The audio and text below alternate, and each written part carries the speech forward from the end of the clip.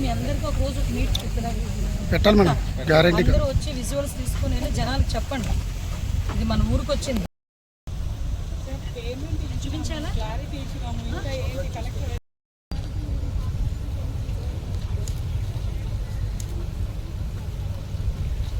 Godavari place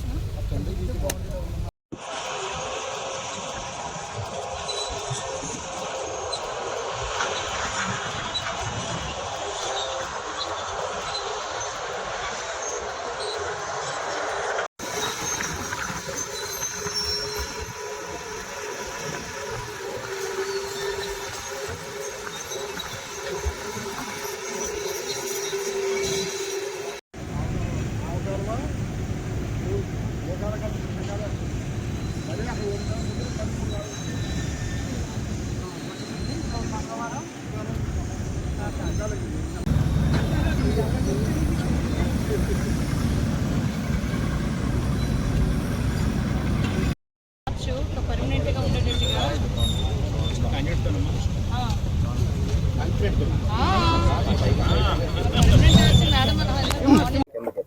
Uttarandhra వాసులు ఎప్పటి నుంచో కళ్ళు కంటున్న గోదావరి జలాలు కళానది సాకారం కాబోతుంది అతి కొద్ది రోజుల్లో.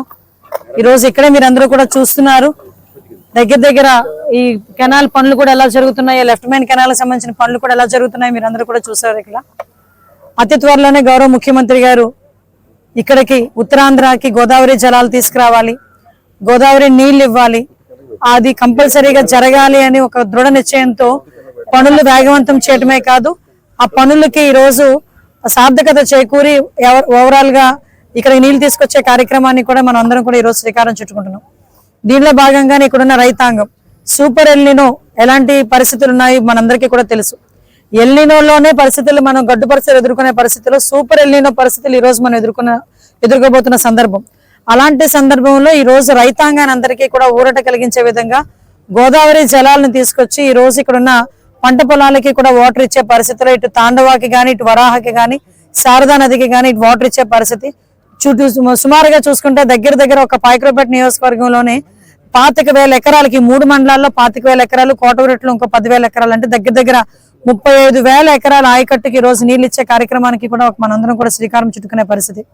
ఎంతో మంది రైతాంగం ఈ రోజు వర్షాల గురించి, నీరు గురించి ఎదురు చూస్తున్న తరుణంలో ఇటువంటి జీవకళ అన్నది నిజంగా సార్థకత చేకూర్చున్నందుకు గౌరవ ముఖ్యమంత్రి గారిని మేమందరం కూడా చాలా గౌరవంగా అపర భగీరథుడు అంటుంటాం. నిజంగా అపర భగీరథుడు అనే మాటకి ఈరోజు సార్థకత ఉంది. కాబట్టి ఈ రోజు ఎంతో మంది చేయలేని పనిని ఈ రోజు ఆయన చేసి చూపిస్తున్నారు. నిజంగా చెప్పాలంటేనండి, నా చిన్నప్పటి నుంచే కాదు, ఈ రోజు కెమెరాలు పట్టుకున్న మీరు గాని టీవీలో చూస్తున్న చాలా మంది పోలవరం అంటే చిన్నప్పటి నుంచి పోలవరం అంట. అటువంటి పోలవరం ఈ రోజు మన ఊర్లోకి, ఆ పోలవరం ద్వారా నీళ్లు, గోదావరి నీళ్లు మన ఊర్లోకి వస్తున్నాయి, మన పంట పొలాలకు వస్తున్నాయి అన్నది ఈ రోజు చరిత్ర.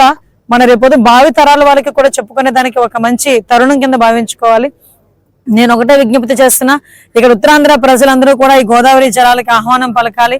మనం ఎంతో భక్తి శ్రద్ధలతో ఈ రోజు పంచభూతాల్లో ఒకటైన నీటిని ఈ రోజు అంతే దైవకంగా భావించే మనందరం కూడా ఆ గోదావరి జలాలని సార్థకత చేరుకునే విధంగా మనం ఉపయోగించుకోవాలని మనస్ఫూర్తిగా మీ అందరికీ కూడా తెలియజేసుకుంటూ ఈ వచ్చే నీళ్ళని కూడా మనందరం కూడా సాధారణంగా ఆహ్వానించాలని మిమ్మల్ని అందరినీ కోరుకుంటున్నా.